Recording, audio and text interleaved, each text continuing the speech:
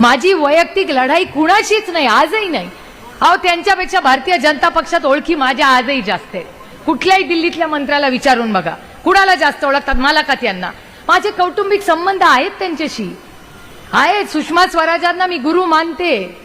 जरी भारतीय जनता पक्षात असली तर एक कर्तृत्ववान महिला म्हणून मी सुषमा स्वराजांकडून केवढ्या गोष्टी शिकले. अटलजींना मी नेता मानते. या देशात मोठा नेता होऊन गेला. जसे मला पंडित जवाहरलाल नेहरू आणि यशवंतराव चव्हाण प्रिय आहे, तसेच अटलजीही प्रिय आहेत. सुसंस्कृत राजकारण करायला शिकायचं असेल तर अटलजींसारखा नेता नाही, दिलदार नेता नाही. ह्याला दिलदार नेता. अहो, भारतीय जनता पक्ष ओरिजिनल वेगळं होते 2.0. एक तर त्यांच्या पक्षातले लोकच राहिले नाहीत. त्यांच्या पक्षातला रे हात आपलाच आहे, हात आपलाच आहे, हात आपलाच आहे. ओरिजिनल तर विसरूनच गेली सगळी. आणि वैचारिक लढाई असते का नाही काही? माझी वैयक्तिक लढाई कुणाशीच नाही, आजही नाही. अहो, त्यांच्यापेक्षा भारतीय जनता पक्षात ओळखी माझ्या आजही जास्त आहे. कुठल्याही दिल्लीतल्या मंत्र्याला विचारून बघा, कुणाला जास्त ओळखतात, मला का त्यांना? माझे कौटुंबिक संबंध आहेत त्यांच्याशी, आहेत. सुषमा स्वराजांना मी गुरु मानते.